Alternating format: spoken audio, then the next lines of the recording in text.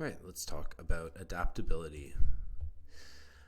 In this scenario, three people are given a task that they have never done before with no instruction.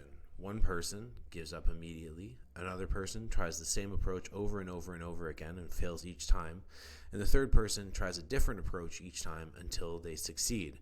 This is called adaptability. So what is adaptability? If you're a person who learns quickly, it's because you know how to adapt. You can even improve your adaptability skills by trying new things and challenging your ability to problem solve in many situations. Why is it important? Adaptability is a soft skill that employers like when they're hiring candidates. Adaptability in the workplace means being able to change in order to become successful. Employees in a leadership role often have to manage unusual circumstances where there are no clear instructions, and this has everything to do with adaptability. They must learn how to rely on their own judgment and have the confidence to make difficult decisions. In this situation, take for instance someone who is in a managerial role, right? Your frontline workers, your cashiers, your table servers, whatever you might be talking about, their expectation is to navigate everything day to day. People coming in, buying a t-shirt at the t-shirt store, going up to the cash register, paying money, and getting out of there, right? People in leadership roles are the ones who have someone that's trying to return a t-shirt from 6 years ago, right? And their job is to navigate these unusual circumstances, and they often don't have rules or protocol, which we'll talk about later, to clearly navigate this, to have an idea. So they have to use their judgment. That's why they get these roles. Okay? So what are some adaptability skills? As a soft skill, adaptability requires a number of other soft skills in order to be applied successfully. You must be able to learn quickly and put that learning into practice. Additionally, you must be able to remember what you've learned so you can see patterns and make decisions accordingly. Here are some examples. People with adaptability skills are never discouraged by failure. For them, failure is just a part of learning. These leaders are always learning and willing to take risks as long as it means that they can develop personally and professionally. Skills to strengthen your adaptability include collaboration, critical thinking, research, continuous learning, attention to detail, observation, and memory. So with each one of these little subsections, I'm going to take some of the adaptability skills or the ability to learn skills. I'm going to go through some of them. I'm not going to go through all of them. Okay, so the first one I want to talk about is collaboration. Right? Collaboration means working together, and oftentimes if you are stuck with a challenge, right, you will need to reach out to somebody else, to a coworker, to a friend, to a supervisor, whatever, and say, hey, listen, I'm stuck with this problem. Can you help me think it through? Okay, critical thinking, another way to look at that is reading between the lines. Okay, sometimes you need to take something and look at the context a little bit differently than you would than what's in front of you, right? Continuous learning is just what we talked about. It's the idea of always wanting to learn.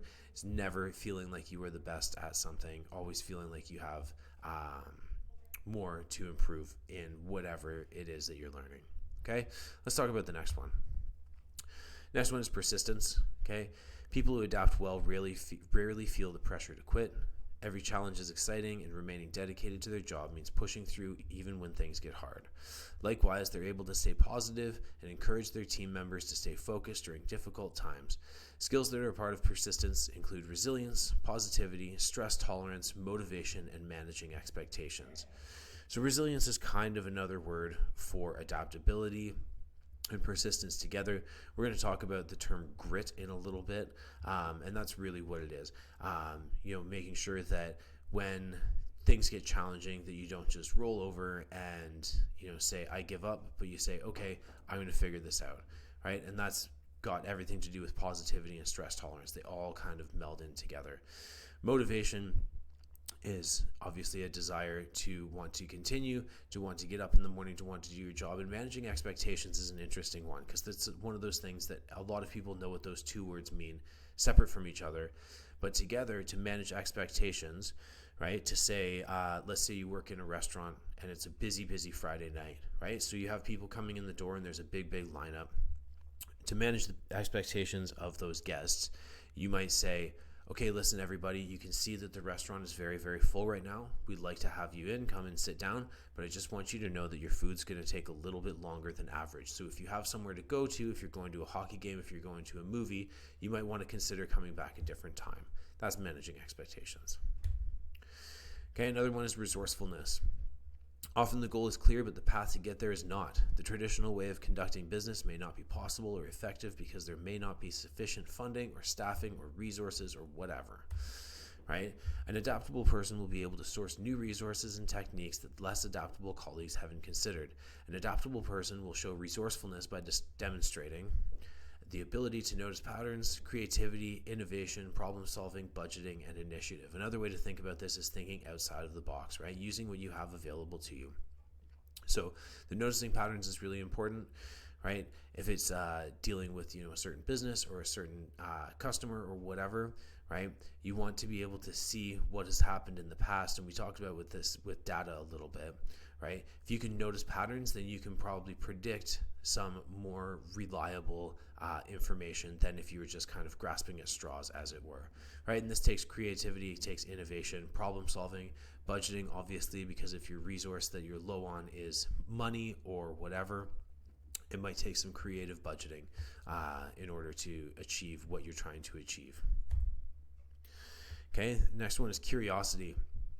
If you know how to adapt well to a wide variety of circumstances, then different doesn't scare you as it usually does for others.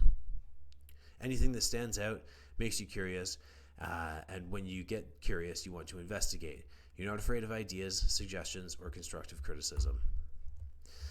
You often demonstrate open-mindedness, investigation, positivity, active listening, nonverbal communication, and diversity, right? And these are all things that we've talked about before, okay?